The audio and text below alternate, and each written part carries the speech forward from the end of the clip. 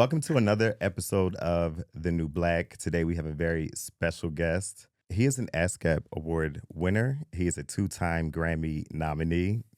Yeah, you better be smiling. Songwriter, producer, founder of the incredible brand that I'm wearing today, Millions, Billions, Trillions, and he's currently on tour with the impeccable Kim Burrell. Welcome to the show, Travis Malloy. Yes, sir. Yes, sir. What's up? What's up? How you feeling? I feel incredible. You know, every time I come out here, I feel so good. Do you? It's a different kind of energy out here. How's the vibe this time? Because LA has changed a little bit.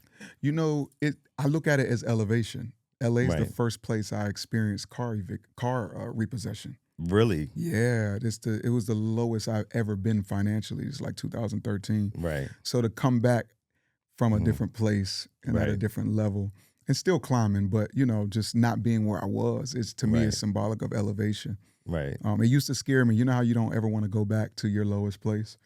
To the place that caused you trauma. Yeah, but I like coming back now because I'm not coming Mhm. back the same. Right. Yeah, I mean, you feel elevated. Your energy feels very elevated. for sure. For We sure. actually had a conversation the other day, and I feel like that was the first time I got to see you in your light. Because we Mhm. were talking about business, we were talking about manifesting, Yeah. and I seen you get all excited, and you were kind of speaking my language. And it's hard, as an entrepreneur or as a creative and artist, to find people where you can connect with, where you For can sure. like light up. At what age did you come into that light? Like, when did you have that vision that you knew you were like an artist that was supposed to be on a big stage? I would say I've had many moments like that. Mhm. Probably started at 10 because, you know, being in church, growing up in church and walking in who's now passed, my mentor, Lisa Clay, she was the music director and the choir director of the entire church. And it was a mega church in my hometown, Petra International Ministries. And I'm talking about 4,000 members. So imagine 10 years old walking in and seeing her play the piano, sing, write songs on the spot, conduct the choir, conduct the pastor, conduct the audience. And I'm just like, oh my God, I can't believe music has this kind of impact on people. Mhm. Obviously, it was the spirit and God, but you know, music is often the driving point for that, and it's a universal language, and it creates so many different levels of emotion, and that's when I knew I wanted to do that. So she sat me down and put my hands on the piano, and I started playing and singing. She's the first person to ever put me on a stage to sing in front of people, and obviously I grew into, I went to Performing Arts High School, Kappa High School in Pittsburgh, Pennsylvania, and that's when I knew, like, hey. You knew you could sing. I knew I could sing in church. I mean, I hate to, But because you can sing. A lot of people appreciate can't that. sing like you. You have a different type of level of singing. When did you know you could sing like that? When I was singing like Tevin Campbell, At a young age? Yeah, at Oh a my young age, God. my mom used to put Tevin Campbell on, and I would just be, because that was my first, Mhm. vision of seeing a child sing as Right. good as he sang. Right.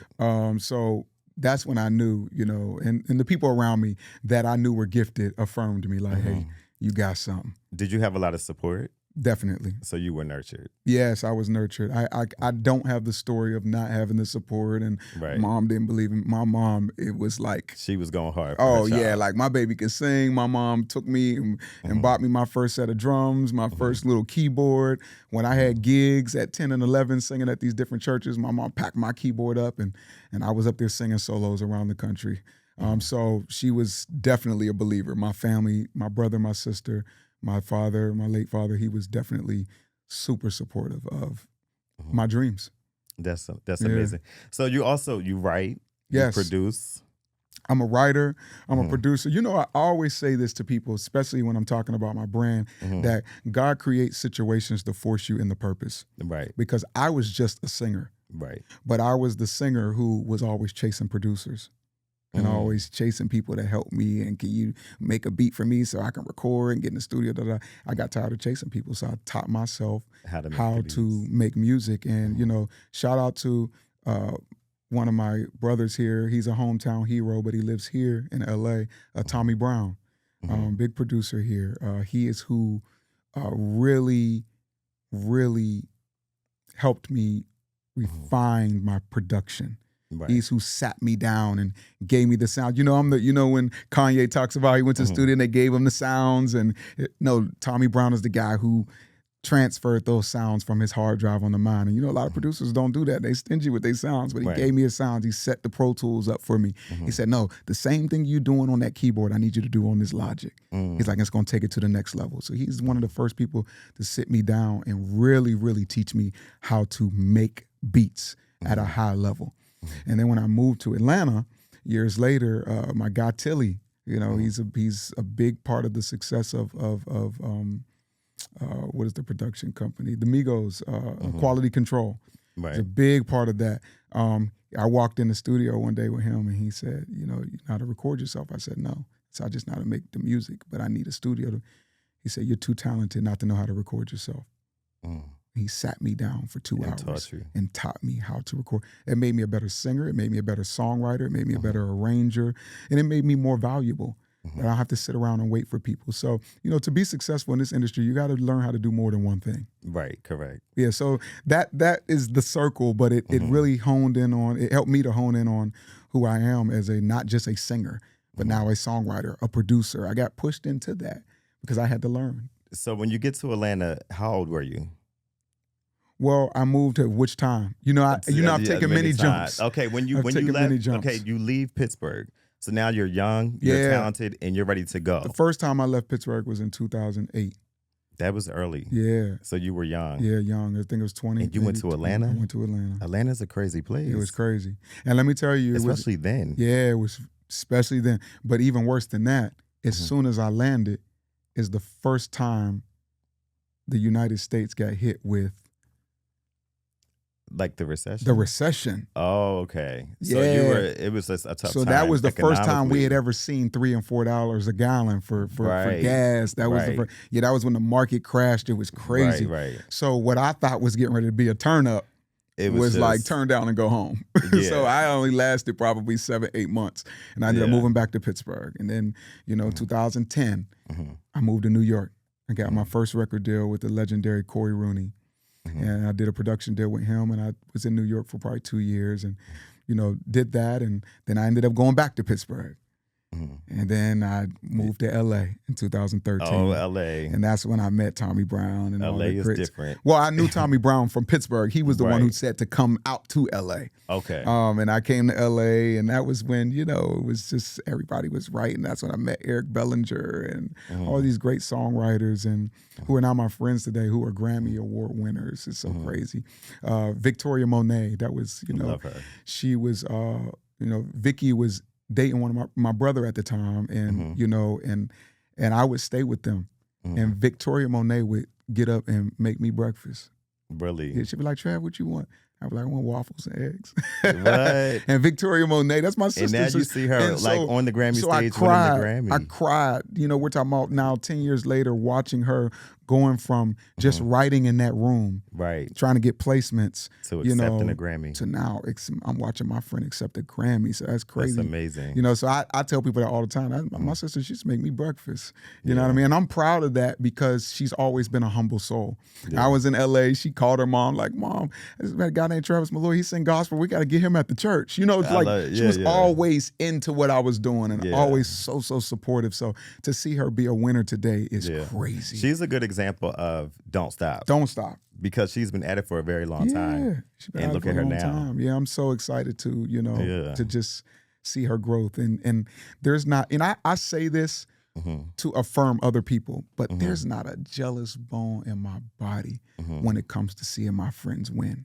I sat down there watching her win that Grammy, and I'm videotaping it on my phone, watching her win this Grammy. Yeah.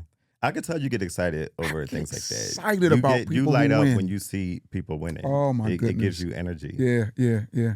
So you worked with a lot of people.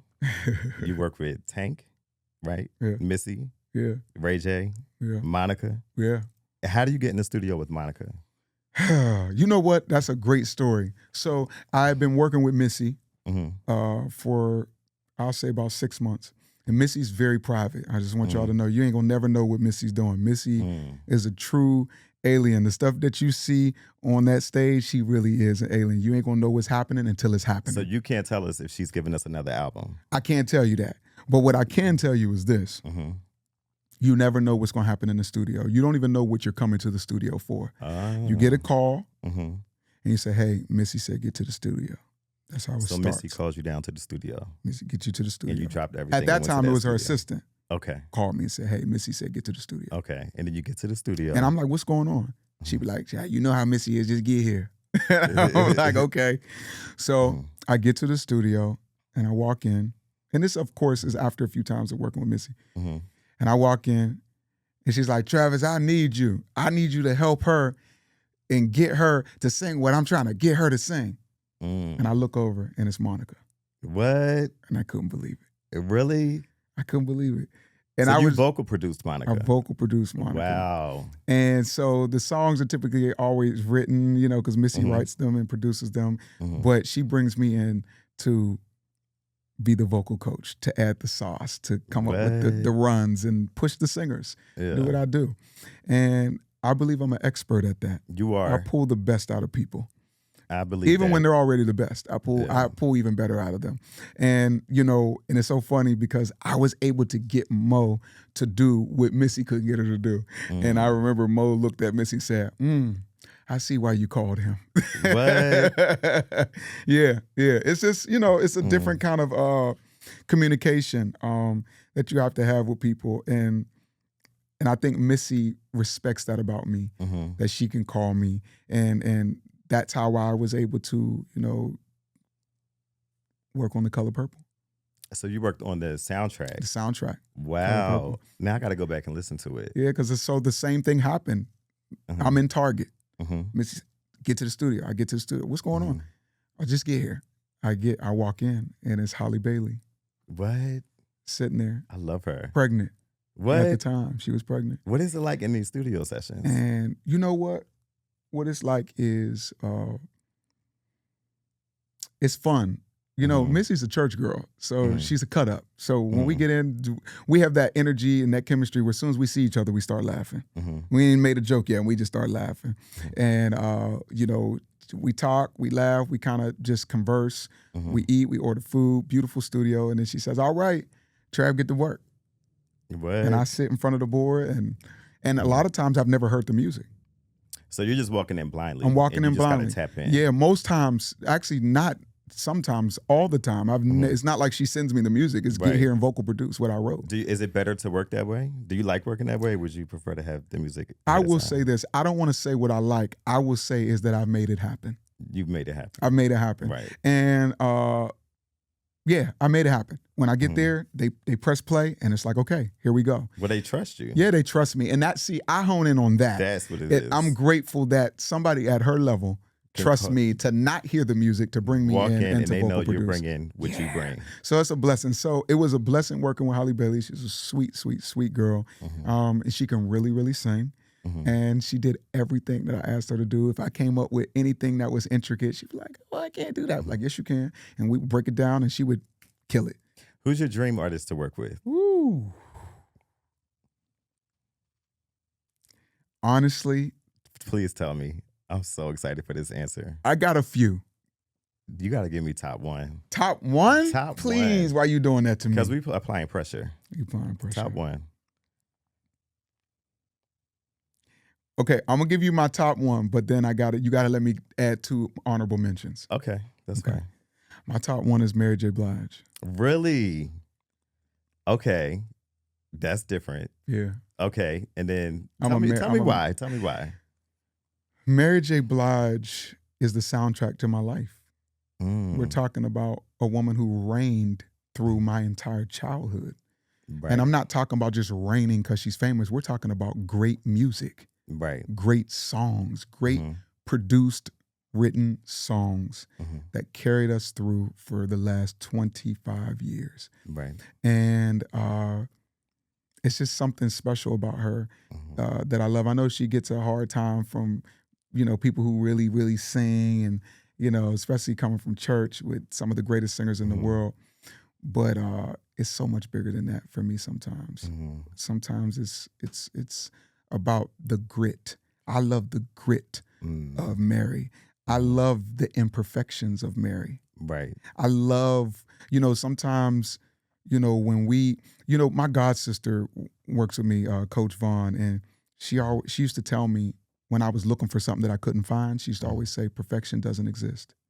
It Mhm. wasn't until I accepted that I'm going, forget a word, that I'm Mhm. going to go flat, that I'm going to go sharp, I that don't think you go that flat. I understand, but I've heard it.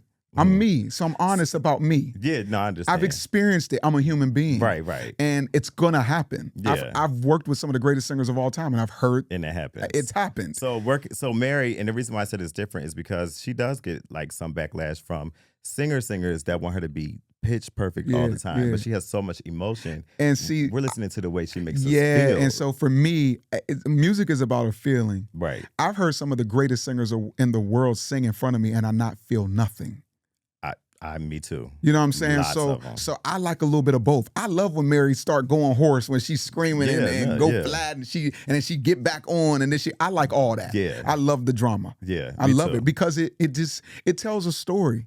Right. It tells a story, and I Right. think that's what makes her so special, because the truth is that's why the masses appeal to people like Mary and not Mhm. the singers that we love so much.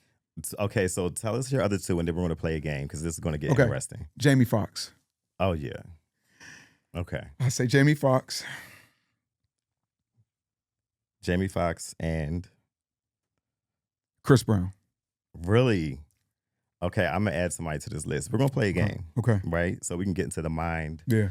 of your musical mind Okay, and your preferences. let's do it. So we're gonna play plead the fifth. Okay. You can plead the fifth. We don't drink over here. Okay. Y'all might drink out there, but we don't drink over here. So we're not going to take a shot if you plead the fifth. Okay. But try not to plead the fifth. I'm going to apply pressure for you to I will answer the only question. plead the fifth if I know them both personally. I think you're going to know a lot of them. Okay. We're going to start with the icons. Whitney, Mariah. Now let me ask you a question. Yes. Let me ask you a question. Sure. When you're asking me this question, because Mhm. I see this game a lot on Mhm. social media, but I want to get clarity. Mhm. Are we talking about who's better, who sings better, whose music is better, or who I like better? Who you like better. This Okay, has it could be vocals. You could like their Okay. vocals better. You could like their whole enterprise better, their whole entity, their whole being. Okay. It could be the whole package. However you want to Okay. internalize Let's it. get it. Whitney Houston versus Mariah Carey. Okay. Love, love, love Mariah, but I got to go with Whitney. Okay. I figured you would do that one. Okay. Tank or Brian McKnight. Tank. Okay. All right. Here's a good one. Obviously. Brandy versus Monica.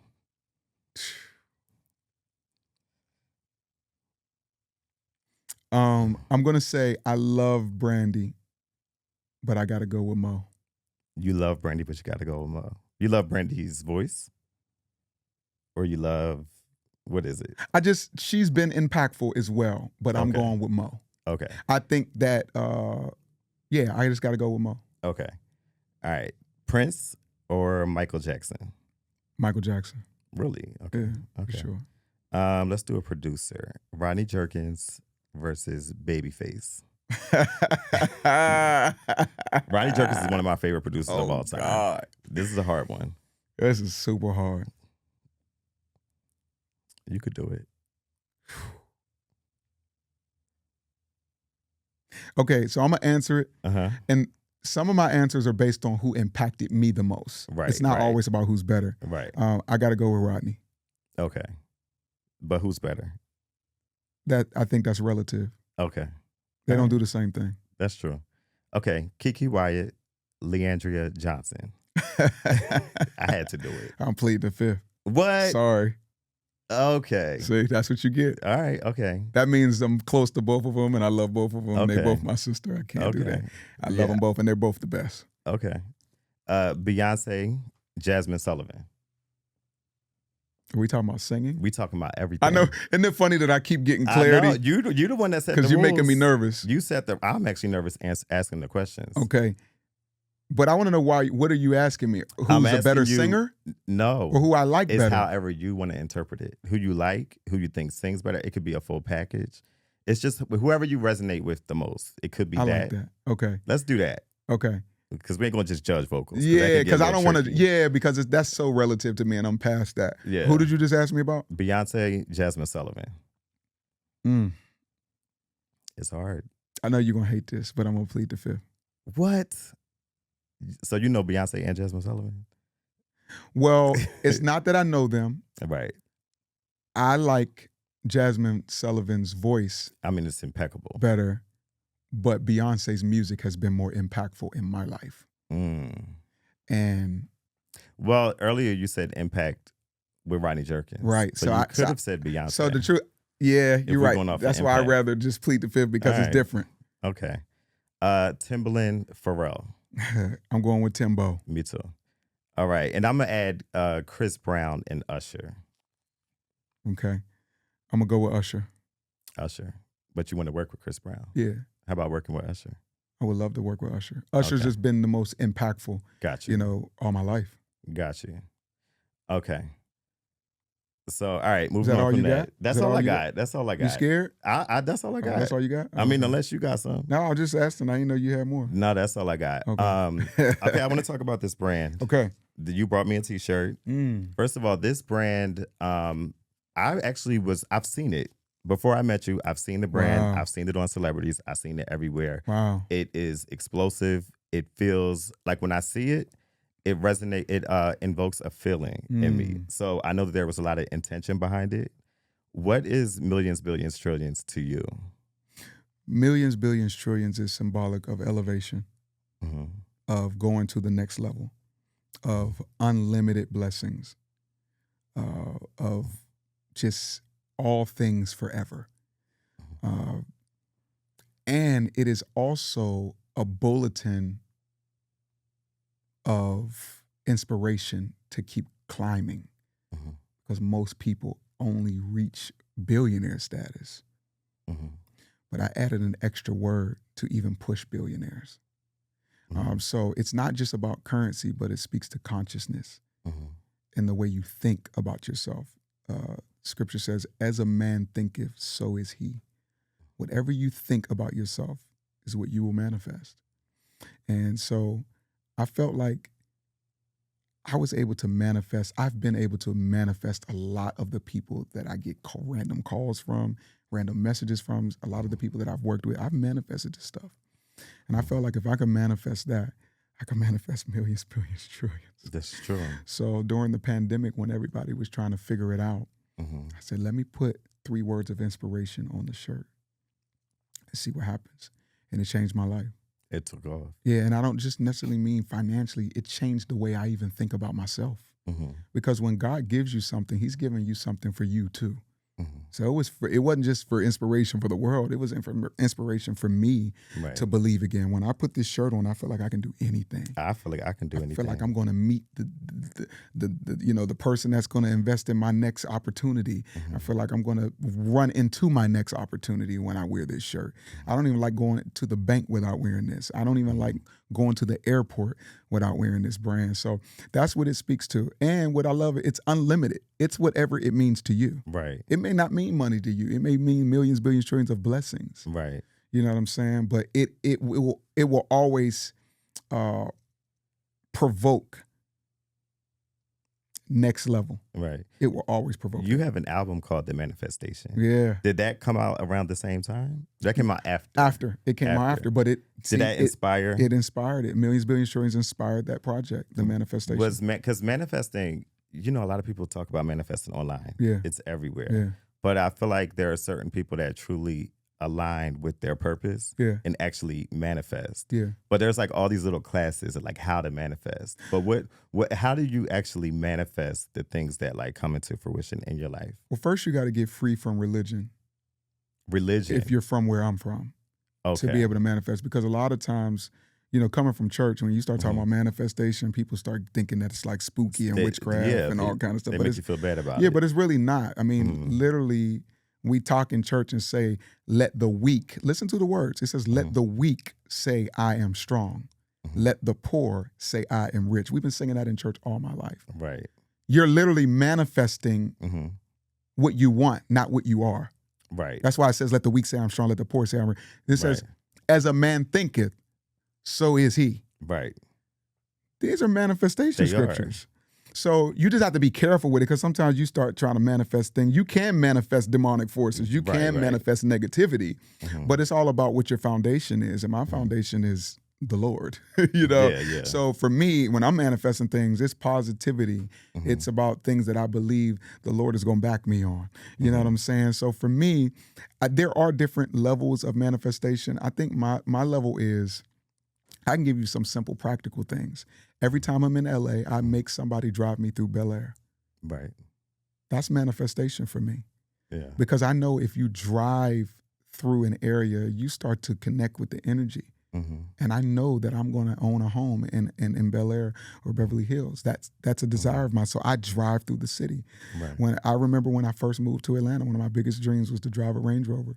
And I would go to the Range Rover dealership and sit in the cars and take pictures in them. And then I ended up driving one. So these are things that I do you have to be careful what you go to sleep to listening to at night. You know, because the truth is the subconscious mind is stronger than the mind that's up when you're up. And you're talking about like just how you internalize media. Yeah, when you internalize anything. So, okay, let me ask you a question about that, because you were raised in the church, but you also work with R&B artists. Yeah. And when I was growing up, it was like, this is secular music, turn that devil music off. And they made us feel bad about it. Yeah. But I would just be listening to how beautiful the actual music is, like how it was put together. Because I would get into the producers, the writers, the harmonies. I mean, I love Brandy. So, you know, Brandy's world is just, when you go into it, it's a lot to take in. Of course. But it was like, no, that's not of God. How did you navigate being from the church and going into R&B? Well, thank God for my mom. I was raised in a home where, you know, it wasn't extremely religious, where we were still allowed to listen to R&B. So while we were listening to Vanessa Bell, we were listening to Tina Marie. While we were listening to, you know, Commission and Fred Hammond, we were listening to Jodeci. You know, so I was able to, you know, while we were listening to Kirk Franklin, we were listening to Earth, Wind & Fire. So I was allowed to. But I will say this, I was one of the first people to really start going viral on social media for mixing R&B and gospel together. Right. And I did catch a little bit of flack from that years ago, but I had to get free from people. Yeah. You know, and once you get free from people, you're able to really walk in the purpose that God has given you, because God doesn't trust everybody to do both. Right. Because you can be easily influenced. I remember when I was living in LA, I was working on music and I was playing the piano and I was showing out, just doing all this. And a guy looked at me and was like, "Oh my God, I can't believe you can make this music and you're not high." Damn. That's crazy. Yeah, and it felt good for me to say. Yeah. And you know what I told him? And this was no shade to anybody, because a lot of my friends smoke, drink, whatever, do what you do. But I told him, I said, when it comes from God, you don't need extra help. I love that. How do you stay focused? I mean, Atlanta, LA, and you lived in New York. Those cities are, I mean, it's a lot of energy. Yeah, I'm a Scorpio, and I'm strong-willed. So you weren't ever tempted to like go out in Atlanta and just go into like the club scene and the party scene? Nah, I'm just not a clubber. I have been to a strip club before. You have? How did you end up in the strip club? I got to blame this one on my big brother. I was in the studio with Ray J, and this was like at the beginning of the group RSVP with him, Bobby, Sammy, and Pleasure P. Oh, okay. I And remember shout that. out to the manager, my girl Melinda Santiago. That's my baby. And she had me in the studio with them, and he just stopped recording and said, "I want to go to the strip club." And you went to the strip club? He was like, "Trav, come on." Because this was my first time like around him, so he's kind of taking like, you know, little brother, big brother. Yeah, He's yeah. like, "Come on, we're going to go to the strip club." So I was like, okay. So, you know, and I'm, you know, people don't control me. So I wasn't thinking like, oh, who's going to see me? I'm past that. So I went. And it was really different. It was different. It was different. That was your first time going to the strip club? That was my first time ever I've in been a strip to club. many strip clubs. Yeah, and another thing is I'm not the guy that's like throwing money in the air either. You know, I'm not the guy that's Did Ray J give you a stack of money to throw in the air? He did not, but he threw some money. Because Ray J got some money. Yeah, he got money. I let him throw his. If he had given me money, it would have went in my pocket. Did you get a lap dance at least? Did he gift you a lap dance? No, you know what's so funny? One of the strippers knew me. What? And she came up to me and she said, "Pray for me." No, she came and stood between my legs, and I didn't know who it was at first. I was like, "What's going on?" And she was like, "Travis, what you doing?" What? and I knew it was her because we had met at a restaurant. She knew my music and the gospel stuff. And she was like, "What you doing?" I say, "Oh, I'm just here with Ray J." She was like, "Oh my God, I hate that. I don't want you to see me in here like this." What? She didn't want me to. It wasn't that I was in there. She didn't want me to see her in there. Well, I mean, But I'm gonna be honest with you. A lot of girls that work in there don't want to be there. I have stripper friends. And can I be honest? I'm an empath. Yeah. I start taking that on. So it was okay. rough because I seen a lot of depression in there. Yeah, I seen a lot of let me get drunk and let me take these pills to get out here and get this money. I see that all over Atlanta. That's why I'm like, how do you do? But it was super heavy going into a strip club, seeing some of the most beautiful black women ever. Some of the beautiful black women I've ever seen in my life. And I see how guys be like, I want to take you out the strip club. You ain't got to do this no more, because I was about to spend my last like, hey, you ain't got to come back here no more. Because you start to take on that like thing of, dang, you're so beautiful. I know you don't want to be You want to take here. her home. Yeah. What was that meme that was going around? She said, I want the mind of Christ and the body of a stripper. And the body of a stripper at Lexi Island. So you would take her home. For sure. Take that body of a stripper. For sure. And bring her to Christ. I definitely. But you still got that body of a stripper. I definitely want her to have the mind of Christ, but the body of a stripper. Really? I love that. Yeah. What about little booties? Little booties matter? I'm not really into the little booty thing. I want you to have a old ghetto booty like you've been eating greens and macaroni. What about cheese. a lot of strippers? It's manufactured. I don't mind that, as long as it look good. So you don't mind the BBL? Yeah, I don't mind Build-A-Bear. I want you to be able to do whatever you want to do with your body, as long as it looks good. For me. But it may not look good, but if it looks good to you, that's cool. But for me, if I date a woman with a BBL, it got to match the legs. Okay, I feel you on that. I feel you. It got to blend in. Yeah, if you get teeth done, your teeth can't be hanging out your mouth. I can't. Okay, so your type is, you want to have a pure heart. Yeah, pure heart. Body of a stripper. Body of a stripper. And it can be a BBL as long as it matches the thighs. It can be a BBL. But you know what? Women, and I'm not generalizing all women, but some women that come from the strip club, that comes with a cost. Literally like money. It's true. Because we talking about strippers. Yeah. So if you were to get a girl like that, would you give her the lifestyle that she wants? Because you're going to have to pay for that. I don't think that comes for free. Well, it just depends. I think it's situational. Everybody's mindset. I actually was in a relationship with a stripper before. Really? Yeah, I dated one. What's her name? No, I'm joking. Because they'll get on my Instagram and start looking. No. But yeah, I dated a stripper before. In Atlanta? Yeah. You want to know something funny? Y'all going to love this. Oh, my God. You're going to love this. I'm about to give you some inside stuff. Okay. She was so used to men leading with money that she would not let me pay for nothing. Really? She wouldn't let me pay for nothing. If we went out to eat, if I tried to pull out my wallet, she would not. She enjoyed pampering me. And I know that sounds very sugar mama-ish. It wasn't. We're the same age. She made a lot of money, but she would not let me do it. That was something that she enjoyed. That was like a love language for her. Right. You know what I mean? Now, other people may look at that as weird, but she just wouldn't. I remember we were in the Capitol Grill together, and I was like, oh, yeah, I got it, babe. She's like, Capitol Grill ain't cheap. But she was ready to. She dropped loved the bag that. on you.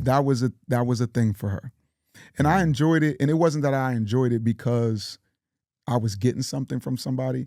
I enjoyed that she was enjoying fulfilling her love language. Right. You know what I mean? Because I am a provider. I am even when I don't have it, I'm still a provider, because being a provider is not just about money. It's a mindset.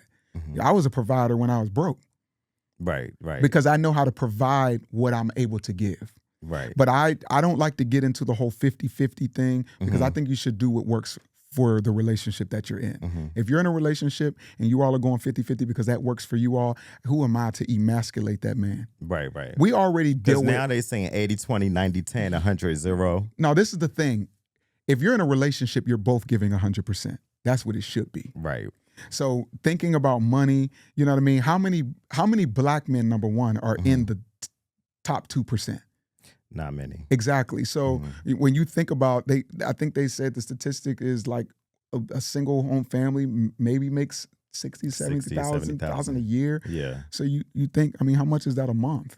I mean, not much, it's not especially really, in this economy. Yeah, it's not really a lot of money. So when you start talking about, telling a man, he's not a man because he's going 50-50, with his girl, I don't think, now I have a desire to take care of everything.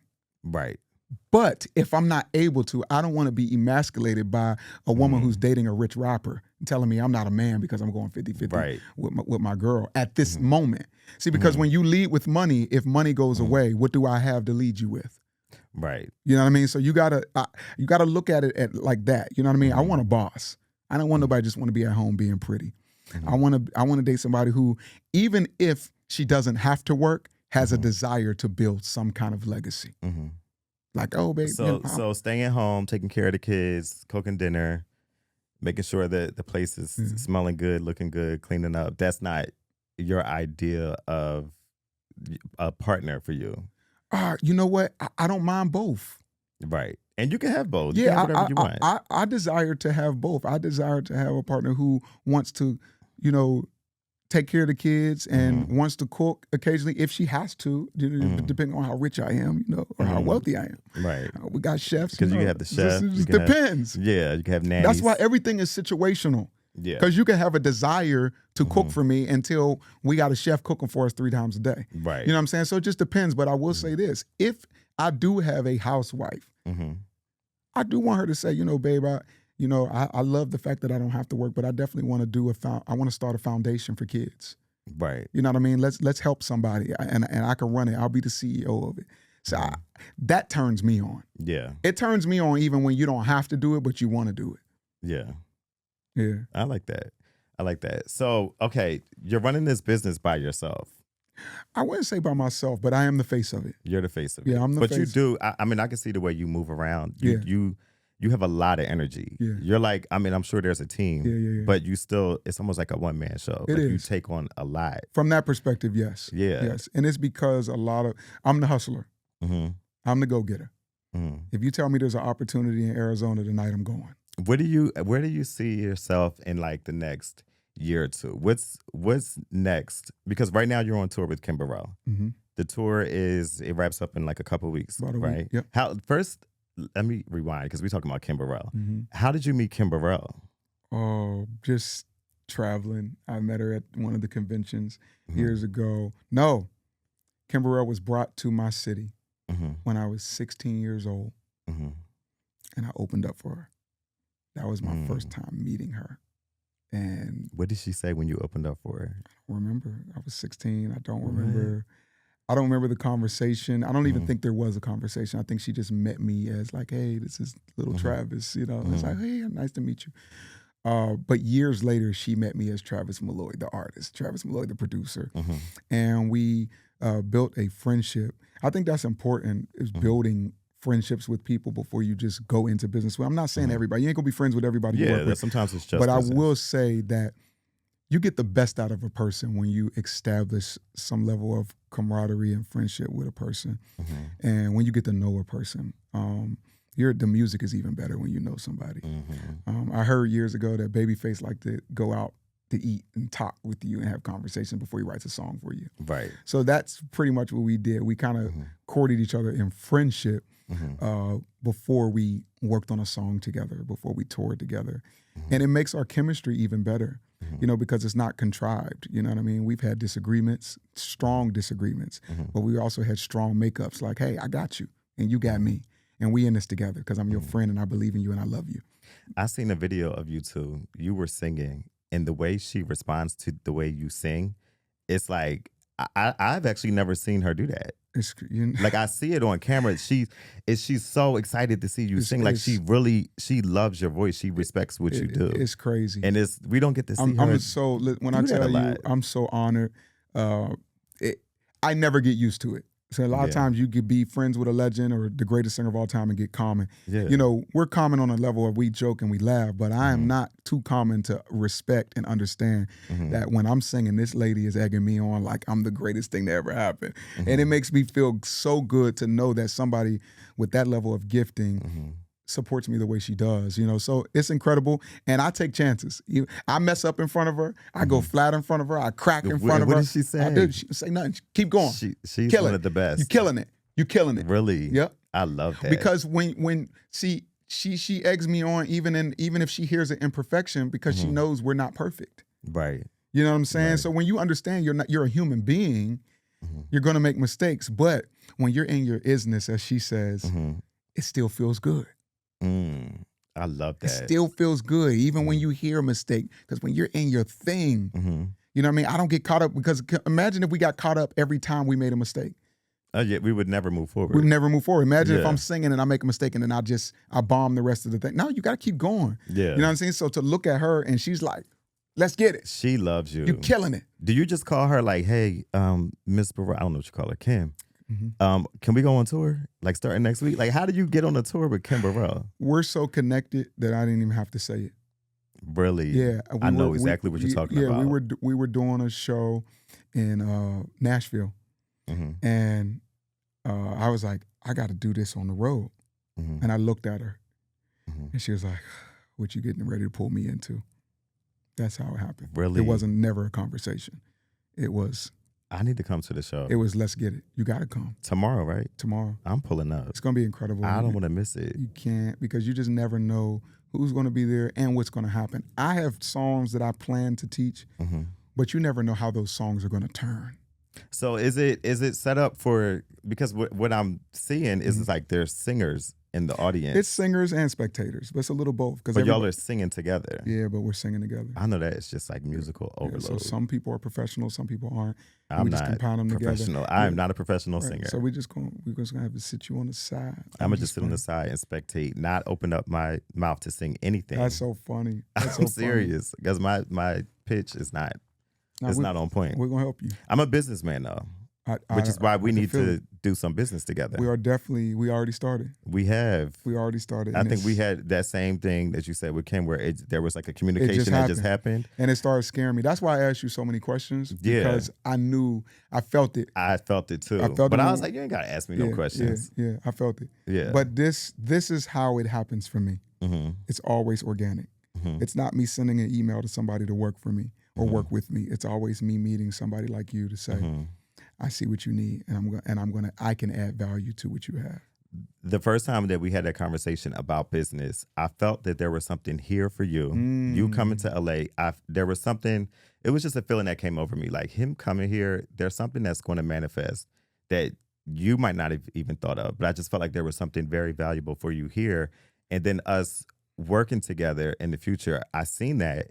And I felt like, a lot of times, we have like publicists, we have people that do media, and you have all these different entities, and that's their job. They're trained to do that. But sometimes you need a person to come up, to show up organically, and just fill in those missing puzzle pieces. That's what I felt from you. And that's what I felt that I could do. Like genuinely, I was just like, you know what? There's something here that he might not be able to see. Like sometimes you need that second set of eyes, and you need it from a person that understands this type of communication. So a lot of people are just like, oh, I know how to make a logo. Great. We need logos. But you also need that person that could come in and like just fill in those missing puzzle pieces to make you show up as your best self. Well, that's why I'm going to relaunch the MBT podcast. You got to do the podcast. The Millions, Billions, Trillions I'm podcast. telling you, the podcast, from like what I see for you, the podcast will give you a different type of voice to your audience. And like I was saying before, I feel like speaking is just like a different frequency. Yeah. Some people go to the club, they drink, and they have a drunk conversation. Yeah. That is a frequency. When they leave, they probably never speak to each other again. In the moment, they feel connected, but they're under the influence. It's true. And when they walk away, there's nothing. It's true. Singing is another thing. Singing is a high frequency. It's a high. Sure. It's different than just saying, here's my product. People true. can see it, they can connect to it, and then they walk away from it.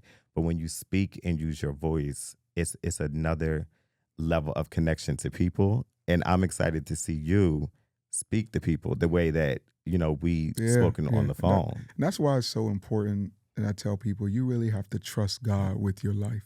You have to trust God. You have to trust yourself and the decisions that you make, but you really have to trust God with your life, because had my ego told me, don't start selling those shirts. That's beneath you. You're a singer. Right. You're a Grammy nominated. You don't need to be selling those shirts. Then people are going to think you're just selling shirts. But to what I thought I was selling shirts, I didn't realize that I was producing a life-changing movement that's now transcended me into doing motivational conferences around the country and podcasts, global podcasts that'll now be in the homes of people all over the world. And it's pushed me beyond just t-shirt. This t-shirt is just this t-shirt is a business card.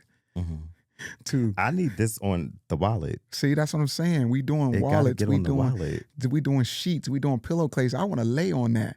We Yeah. doing playing cards. We doing Yeah. everything you could think of. We want millions, billions, trillions on. So when you see these words, whatever is in your mind, you think about, and whatever you think about, you can become. And that's what it is. It produces that. It's, as my pastor William Murphy says, it's a prophetic billboard to our future. I love that. It's a prophetic billboard. So it's not just a T-shirt. When you wear it, you feel different. I bet you feel different right now. I'm telling you, let me tell y'all, I came in here with a Gucci shirt. I thought I was doing something. Yeah.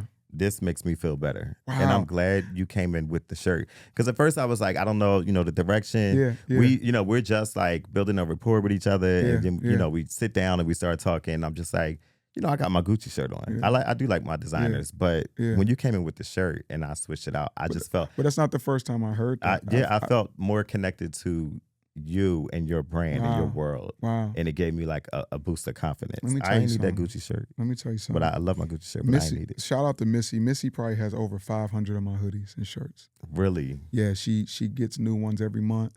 She wore them on her last world tour, and she wears it every night after her tour, after she would get off stage. And just for somebody to have made the words that's on this shirt to still be inspired by it, Oh, I remember I talked about her being such a private person. I do have one secret about her.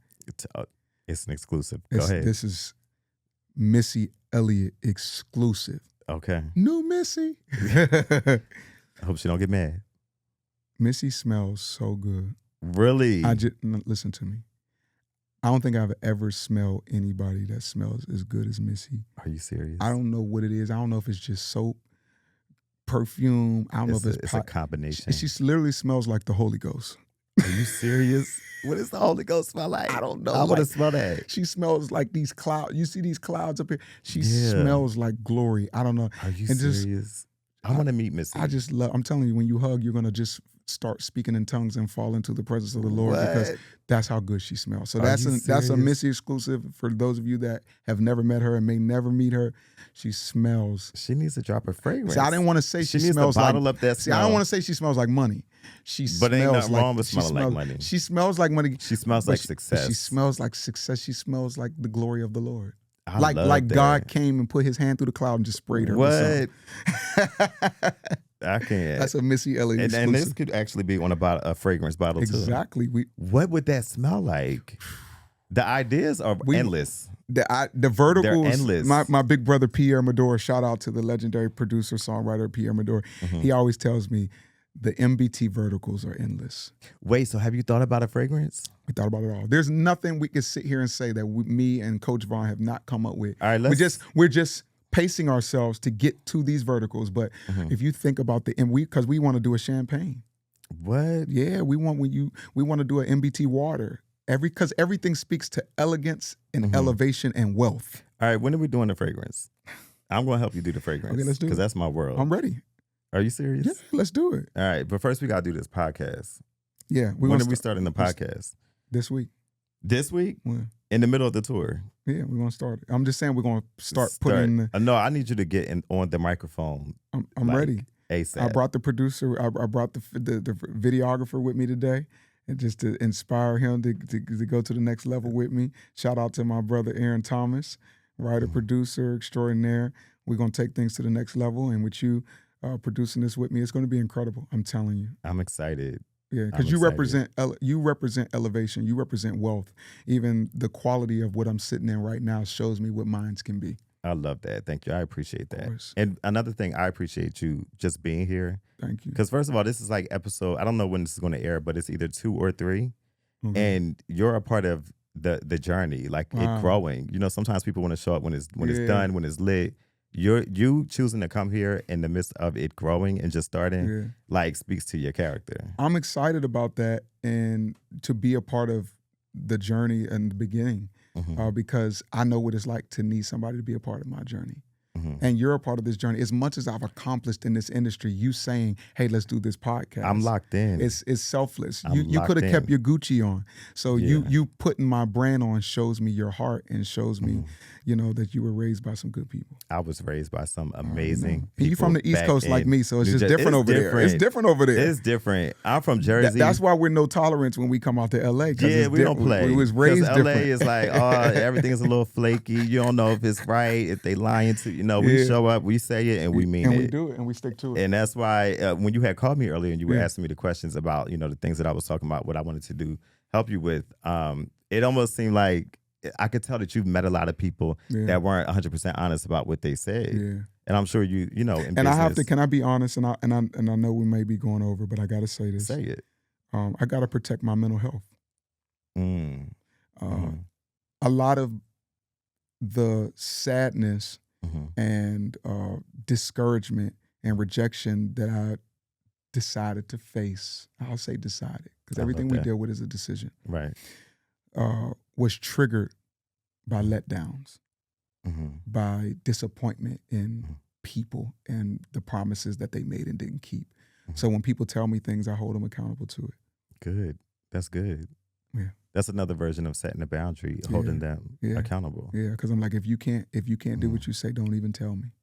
But it also comes with the territory. A lot of people are going to say things that they're not going to do. Of course. I hear it all and that's why I the said it's a time. decision. Rather, it's up Right. to me to take that on and be sad and be. So now it's different. Now I'm older. I've been through that. So now if somebody dropped the ball, I'm like, okay, that's cool. Yeah. Because the truth is, the legendary Corey Rooney. I was in the studio with him, and I'm gonna leave you with this. And I remember he had hired somebody to do something for me, and he looked at that man and said, "I'm gonna just let you know right now, Travis is a different kind of artist. Whatever you don't do, he's gonna make it happen." I love that. That's how I am.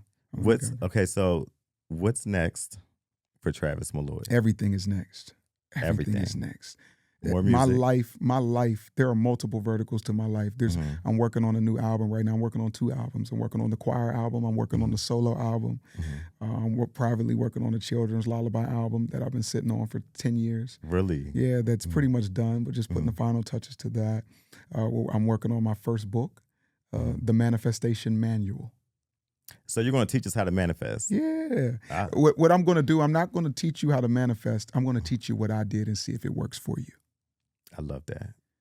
Yeah, so I'm very careful with that because there's different verticals to how it can happen for you.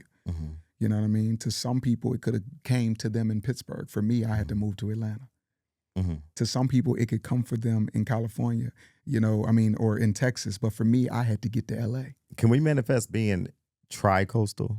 Yeah. And I mean New York, We need Atlanta. that. I We mean, need that. obviously, New York, Atlanta's on both coasts. We need on the New same York. coast, but We need New York, Atlanta, and LA. We need it. We need all three. Because there's an energy in each of those cities that we need for the next level. I agree. For sure. And it's happening. Right. And we've we've already done it. expanded. We've already done it. It's done. It's done. Yeah. It's written. You got a second bedroom I could use? I don't have a second Okay, bedroom. we're gonna go get one. Unfortunately, we're going to get one. We're gonna get because one. I live in LA where the rent is astronomical, so I couldn't do the 2-bedroom. It's okay. But we're gonna I'm manifest gonna a 2-bedroom. I'm gonna put a bunk bed in the living room, and me and Aaron gonna sell the bunk bed. That's what we're not putting no bunk bed in the living room. But we are gonna manifest a 2-bedroom. We're gonna manifest a spot in Atlanta, New York, grow these businesses, and sure. start this podcast because I All believe day. the podcast is the beginning All of day. a new energy It's coming done. in. It's done. It's done. Anything else you want to say to the audience? Believe in yourself before you ask anyone else to believe in you. I love that. I appreciate you. I appreciate you. I'm serious. Thank you. And come back anytime. Yes. We got to do And part 2. We're going to do part 2. Yeah, we gotta do We're part going to do your podcast, Yes. and then we're going to do part 2. Thank you. All right. So y'all stay I tuned. receive it. All right. Thank you. We'll see you in a minute. See you tomorrow.